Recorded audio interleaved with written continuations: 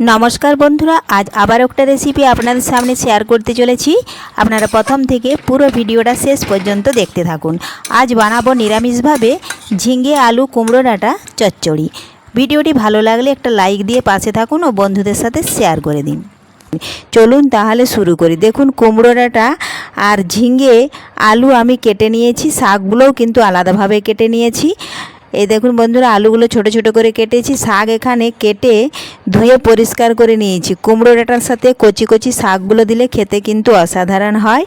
এই দেখুন, আমি একটা ঝিঙে দিয়েছি, তাতে লোটলোটে চচ্চড়িটা ভালো হয়। তো তার আগে যদি কোনো বন্ধু আমার চ্যানেলে নতুন হয়ে থাকেন, চ্যানেলটি সাবস্ক্রাইব করে বেল আইকন হলে সেট করে দিন সবার প্রথমে আমার রেসিপি পেতে। দেখুন, গ্যাস ধরিয়ে কড়াই বসিয়ে দিয়েছি। কড়াই ভালোভাবে গরম হয়ে গেছে, দিলাম পরিমাণ মতো সাদা তেল। সাদা তেল একটু ভালোভাবে গরম করে নেব। তেল গরম হয়ে গেলে ফোড়নে দিচ্ছি আমি শুকনো লঙ্কা, গোটা জিরে, 5 ফোড়ন। আমি এখানে নিরামিষভাবে বানাচ্ছি, আপনারা পারলে পেঁয়াজ রসুন দিতে পারেন। একটু ভেজে নিচ্ছি ফোড়নগুলো। খুবই সহজ পদ্ধতিতে বানাবো। দেখুন, ভাজা হয়ে গেছে। এখন আমি একটা তেজপাতা দিয়ে দিচ্ছি। আগে থেকে কুমড়ো ডাঁটা ঝিঙে আলু কেটে রেখেছি, ধুয়ে রেখেছি, দিয়ে দিলাম।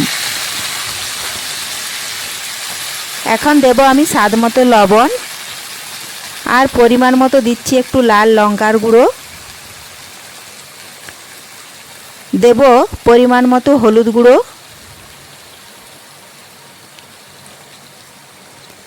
এখন নাড়াচাড়া করে একটু সবজিগুলো ভেজে নিচ্ছি।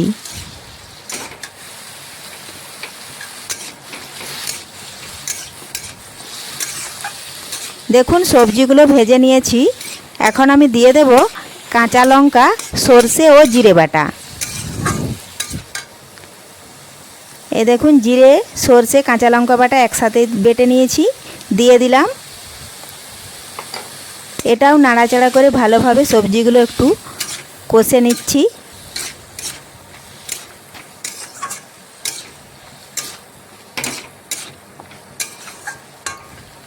তো দেখুন বন্ধুরা, কষিয়ে নিয়েছি। এখন আমি 2 মিনিট ঢাকা দিয়ে রেখে দেব। আমি এক্সট্রা কোনো জল দিলাম না।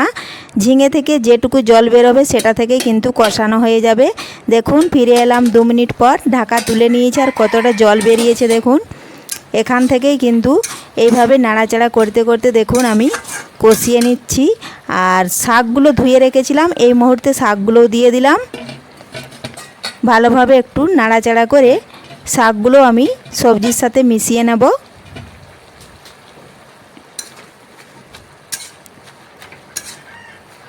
এই দেখুন, এইভাবে নাড়াচাড়া করে মিশিয়ে নিচ্ছি।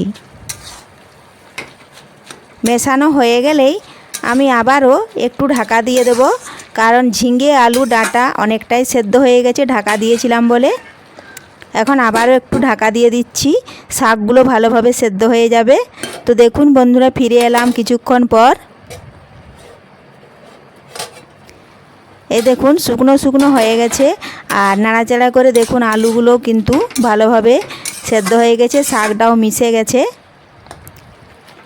তো তৈরি হয়ে গেল খুব সহজেই কুমড়ো ডাঁটার চচ্চড়ি। এই পদ্ধতিতে আপনারাও বাড়িতে খুব সহজেই বানিয়ে নিতে পারবেন। রেসিপিটি ভালো লাগলে লাইক, শেয়ার, কমেন্ট করতে অবশ্যই ভুলবেন না বন্ধুরা।